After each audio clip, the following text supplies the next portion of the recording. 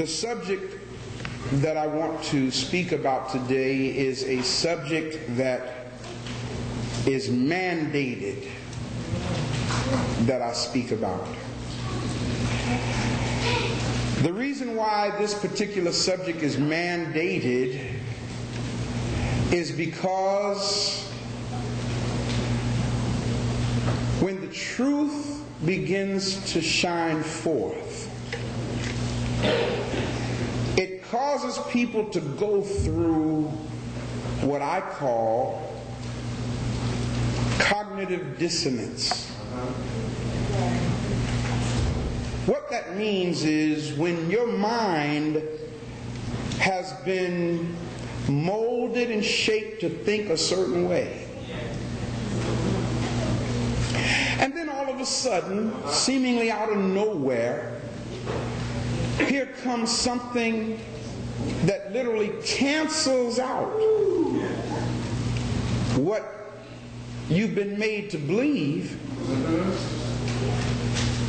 It's only natural that the human mind says,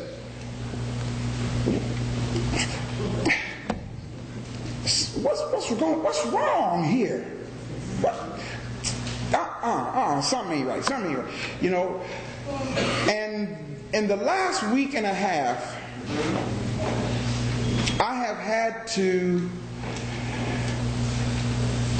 answer more questions, not so much really from you who are here, but from people who are watching our television show, from people who are listening to our radio program, from y'all's friends, that y'all get the tapes and give the tapes to them, and then they hear that which something inside of them locks into the truth of it all, but it just doesn't fit with what I've been taught.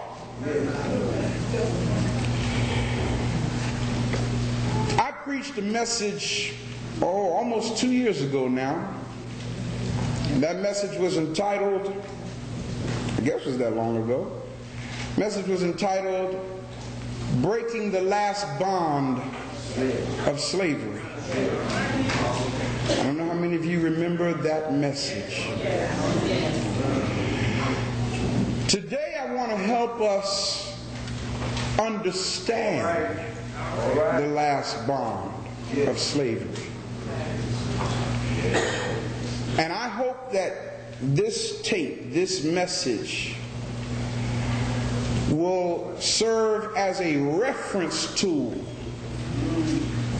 for those who are still in the process of coming out of what our oppressors gave us to believe.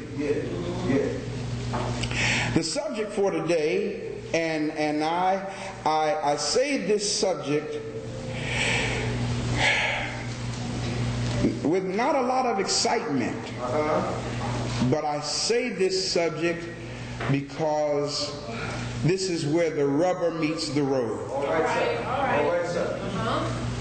The subject is this. Look at the person next to you and say, what shall we do with Jesus?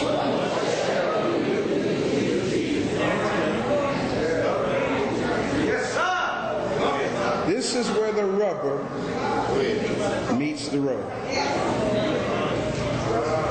What shall we do with Jesus? Why is that question so important?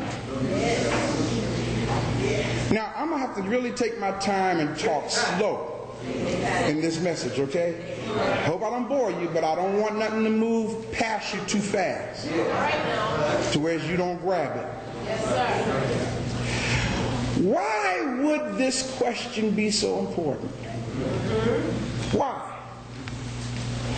The reason why the question is important is because we have, as a people, been programmed into a belief system that's really not about Jesus at all.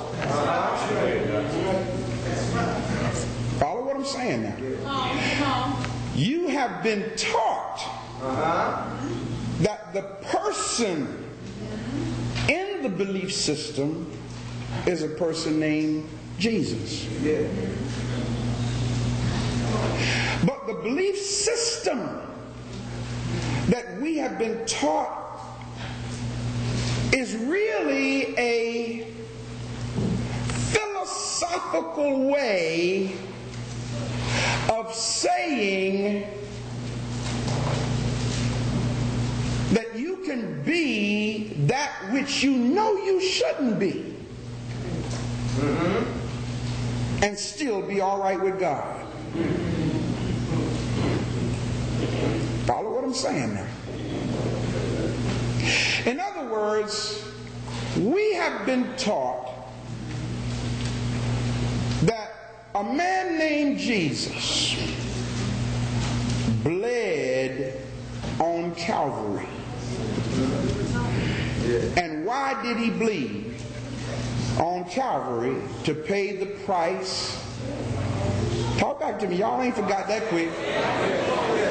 To pay the price for our sin. Right? That's what we've been taught. That's what we've been taught. We've also been taught that the whole reason why he came to earth in the first place was to correct what Adam did in the Garden of Eden. Isn't that true? The problem is Adam didn't exist.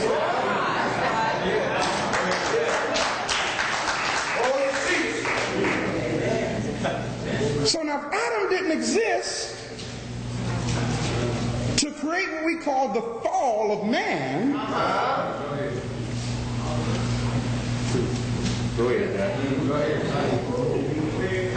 but here's the thing. The whole Western world are taught in most schools and churches that Jesus Christ was a historical figure.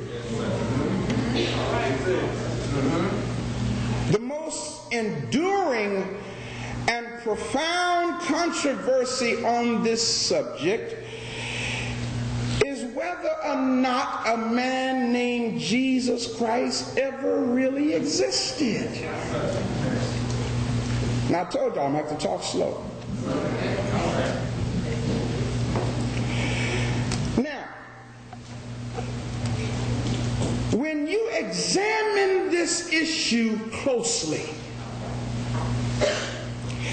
you will find that there's tremendous amount of volumes of literature that demonstrates logically and intelligently, time and time again, that Jesus Christ is in fact a mythological character along the same lines as Greek, Roman, Egyptian, Sumerian, Phoenician, Indian, or any other god men who are accepted by these various cultures.